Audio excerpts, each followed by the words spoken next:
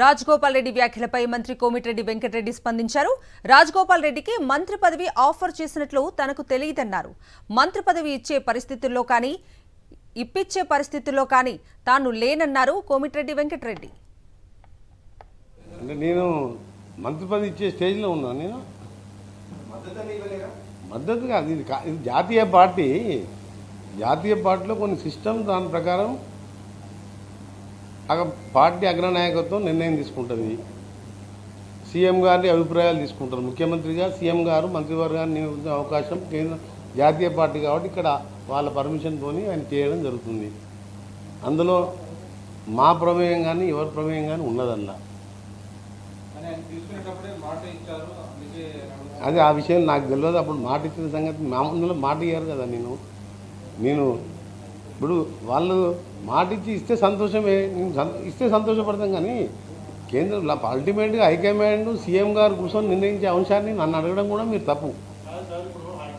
నా చేతులు లేని విషయాన్ని అడిగితే నేనేం చెప్పలేను.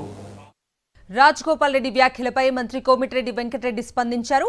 రాజగోపాల్ రెడ్డికి మంత్రి పదవి ఆఫర్ చేసినట్లు తనకు తెలియదన్నారు.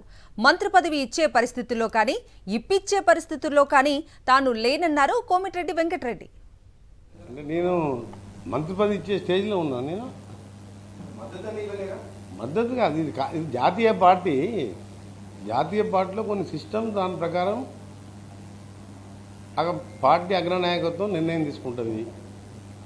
సీఎం గారి అభిప్రాయాలు తీసుకుంటారు. ముఖ్యమంత్రిగా సీఎం గారు మంత్రివర్గాన్ని నియమించే అవకాశం కేంద్ర జాతీయ పార్టీ కాబట్టి ఇక్కడ వాళ్ళ పర్మిషన్తో ఆయన చేయడం జరుగుతుంది.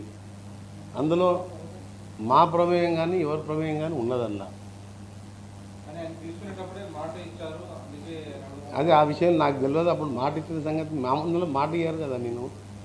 నేను ఇప్పుడు వాళ్ళు మాట ఇస్తే సంతోషమే, ఇస్తే సంతోషపడతాం. కానీ కేంద్రంలో అల్టిమేట్గా హైకమాండ్ సీఎం గారు కూర్చొని నిర్ణయించే అంశాన్ని నన్ను అడగడం కూడా మీరు తప్పు. నా చేతులు లేని విషయాన్ని అడిగితే నేనేం చెప్పలేను.